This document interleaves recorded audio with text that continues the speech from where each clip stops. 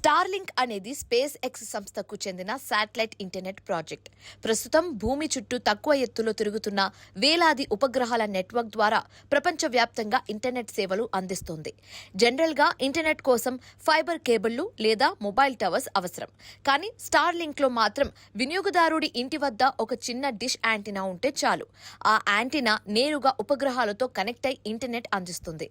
భారత్లో స్టార్లింక్ ప్రవేశానికి చాలా కాలంగా ప్రయత్నాలు జరుగుతున్నాయి. భద్రత, స్పెక్ట్రమ్, నియంత్రణ అంశాల కారణంగా అనుమతుల ప్రక్రియ ఆలస్యమైంది. అయితే తాజాగా కేంద్ర ప్రభుత్వం నుంచి కీలక అనుమతులు రావడంతో సేవల ప్రారంభానికి మార్గం సుగమమైంది. ఇక మిగిలిన సాంకేతిక, వాణిజ్య ప్రక్రియలు పూర్తయిన తర్వాత స్టార్లింక్ భారత్ మార్కెట్లో అధికారికంగా సేవలు ప్రారంభించనుంది. స్టార్లింక్ వల్ల అత్యధిక లాభం గ్రామీణ ప్రాంతాలకు దక్కే అవకాశం ఉంది. ప్రస్తుతం దేశంలోని అనేక కొండ ప్రాంతాలు, సరిహద్దు గ్రామాలు, అటవీ ప్రాంతాల్లో మొబైల్ సిగ్నల్ లేదా బ్రాడ్బ్యాండ్ సేవలు సరిగ్గా అందుబాటులో లేవు. అలాంటి ప్రాంతాలలో శాటిలైట్ ఇంటర్నెట్ ద్వారా విద్య, వైద్యం, బుకింగ్, ఈ గవర్నెన్స్ సేవలు మరింత వేగంగా ప్రజలకు చేరుకునే అవకాశం ఉంది. అత్యవసర పరిస్థితుల్లో, ప్రకృతి వైపరీత్యాల సమయంలో కూడా కమ్యూనికేషన్ కొనసాగించేందుకు స్టార్లింక్ ఉపయోగపడుతుందని నిపుణులు చెబుతున్నారు. స్టార్లింక్ ఎంట్రీతో దేశ టెలికాం రంగంలో పోటీ మరింత పెరగనుంది. ఇప్పటికే రిలయన్స్ జియో మరియు భారతి ఎయిర్టెల్ కూడా శాటిలైట్ కమ్యూనికేషన్ రంగంపై దృష్టి పెట్టాయి. కొన్ని నివేదికల ప్రకారం స్టార్లింక్ సేవల పంపిణీ, పరికరాల విక్రయాల్లో కూడా భాగస్వామి అవకాశాలు పరిశీలించబడ్డాయి.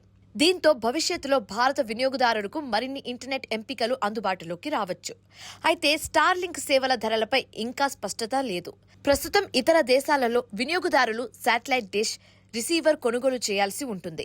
భారత్లో కూడా ప్రారంభ దశలో పరికరాల ఖర్చు మరియు నెలవారీ ఛార్జీలు సాధారణ బ్రాడ్బ్యాండ్ కంటే ఎక్కువగా ఉండే అవకాశం ఉందని విశ్లేషకులు భావిస్తున్నారు.